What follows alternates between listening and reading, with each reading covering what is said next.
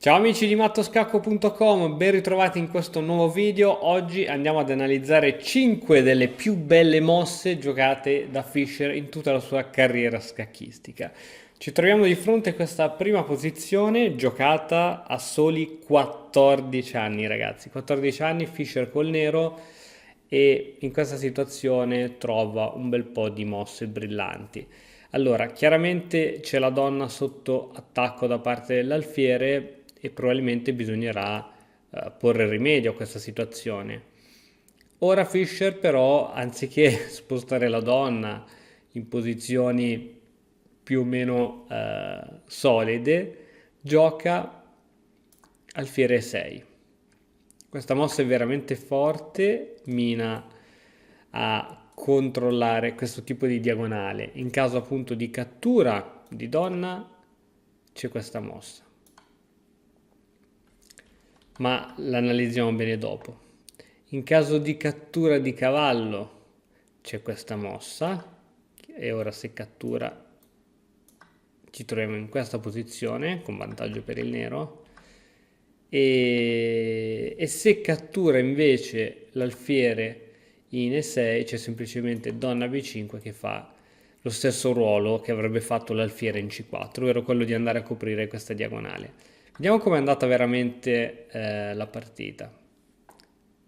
Si è catturato la donna con l'alfiere, Fischer cattura in C4 scacco e ora bada bene, il re non può stare su F1 ma non può stare neanche su E1 poiché c'è la torre, quindi praticamente, no, chiaramente non può andare tantomeno qui, è costretto ad andare in G1.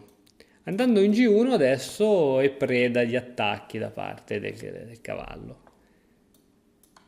Cavallo N2 scacco, il re si sposta e ora il cavallo inizia come un mulinello a prendersi tutti i pezzi. Cavallo D4, scacco di scoperta, il re torna in G1. Cavallo N2, scacco di scoperta e il cavallo va in C3. E alla prossima mi prendo anche la torre. Scacco. E ora qui Fischer giocò A per B6 prendendosi l'alfiere.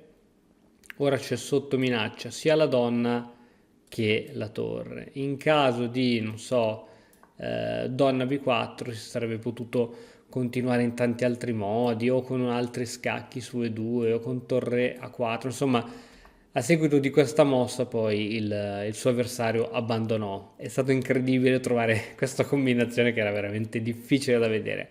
Andiamo a vedere la seconda mossa incredibile. Fischer sempre con il nero. Siamo davanti ad una posizione piuttosto particolare. C'è questo alfiere A6 fortissimo che inchioda il cavallo, dietro c'è la torre. E insomma, la posizione più normale, la mossa più normale da giocare ora col bianco è quello di togliere la torre da F1 e mettere per esempio in D1.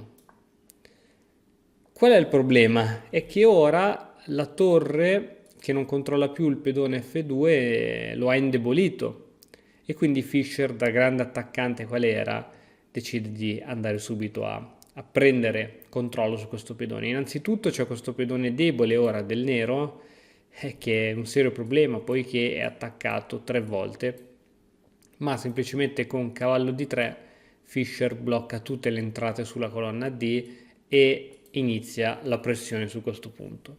Segue donna C2 e su donna C2 la sua mossa fu cavallo per F2.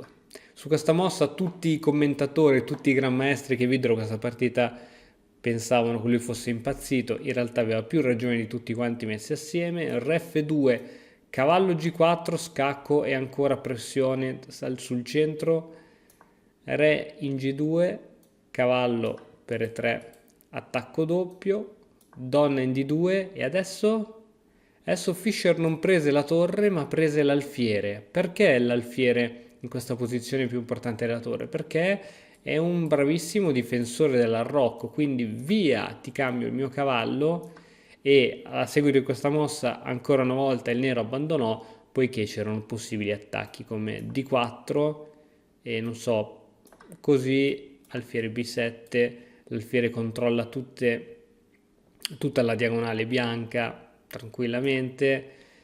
Ora si può uscire con la donna, l'alfiere ha questa bellissima diagonale, insomma il re bianco è così esposto che da lì a poco sicuramente sarebbero saltati un bel po' di pezzi. Andiamo avanti, avanti tutta, altra posizione, questa volta Fischer gioca col bianco ed è chiaro che siamo nella classica posizione in cui c'è il nero che ha le case nere deboli, anche perché non ha più l'alfiere camposcuro e quindi si minaccia, diciamo, il solito matto su G7. In realtà questa minaccia non è concreta poiché c'è la donna che difende questo punto. Tocca al bianco. Qual è la mossa che faresti ora se tu fossi il bianco? Ti do 30 secondi per pensarci.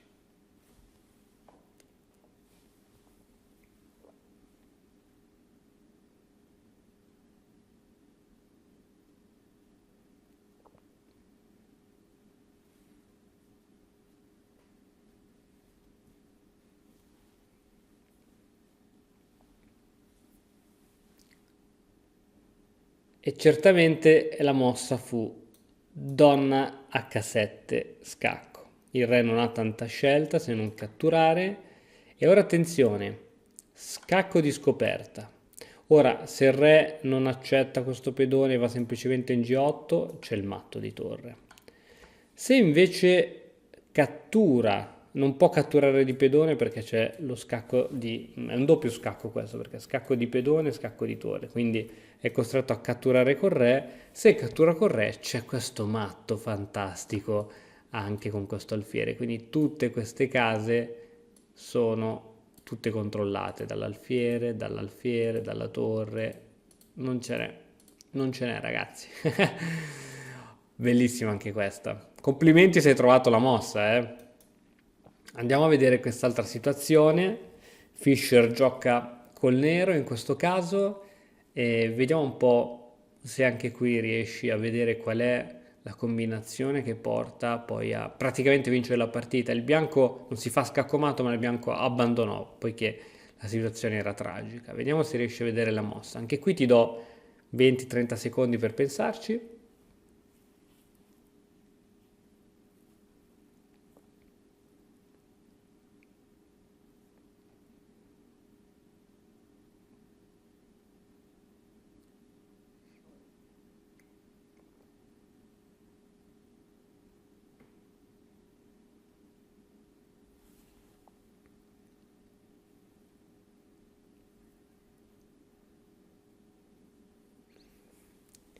Ebbene sì, la mossa corretta è data da donna, cattura il pedoncino in F4, fantastica. Se ora il re cattura, dici cavoli, mi rimango solamente con due cavalli e un alfiere, c'è il matto con l'alfiere in H6 che controlla tutta la diagonale nera e il cavallo che controlla queste case bianche e quest'altro cavallo che controlla questa casa. Fantastico, fantastico. Se invece qui abbandonò il bianco. Se il bianco non cattura e gioca semplicemente, non so, re in F2, qui ci sono una serie di combinazioni che portano ad avere i cavalli molto attivi. Per esempio cavallo G4, scacco, non si può catturare con l'alfiere perché è inchiodato, re in E1 e ora tantissime possibilità di entrare con la donna, di catturare con la donna.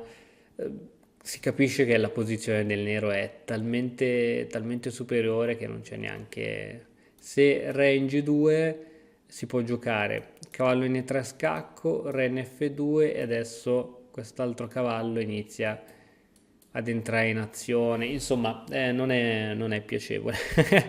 Non è per niente piacevole questa situazione. Ultima possibilità per cercare di trovare la mossa che ha giocato Fischer all'interno della sua partita. In questo caso Fischer gioca col bianco.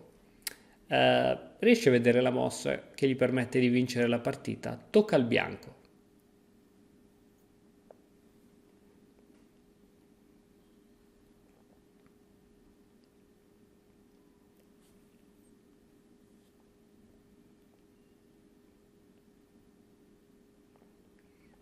Lo so che hai pensato a pedone E5 con l'idea di dare matto su H7, però questo è un errore che fatto in partita ti costa la partita o ti costa la mancata vittoria, perché c'è la risposta F5 da prendere in considerazione.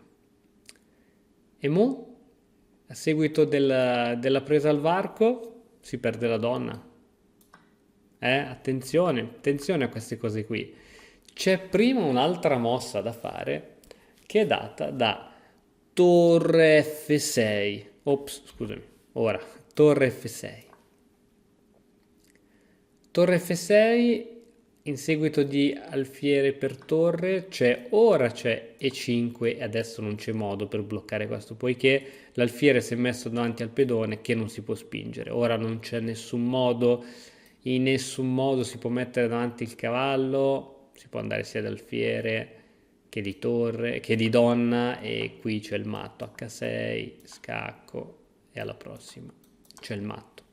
Se invece su torre F6 l'alfiere non cattura, per esempio si gioca re G8, c'è comunque E5 e a seguito di H6 qui la partita andò in questo modo, qui Fischer giocò cavallo N2 e il nero comunque abbandonò poiché ora anche il cavallo riesce ad entrare in gioco, in azione, la partita è chiaramente a favore, la bilancia è a favore del bianco. Qui il computer dà un più, quasi un 5,5 per il bianco. Insomma, sono mosse che veramente un genio può riuscire a trovare. Torre F6 in questa situazione è veramente, veramente geniale.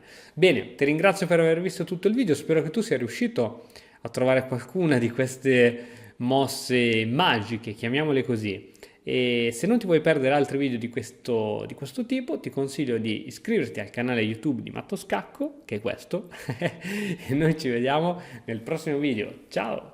E ora per continuare che cosa posso fare? Beh, innanzitutto ti consiglio di iscriverti al nostro canale in modo tale da non perderti le nuove video lezioni. E poi puoi vedere il video che è stato più cliccato in questa settimana. Ci vediamo, ciao!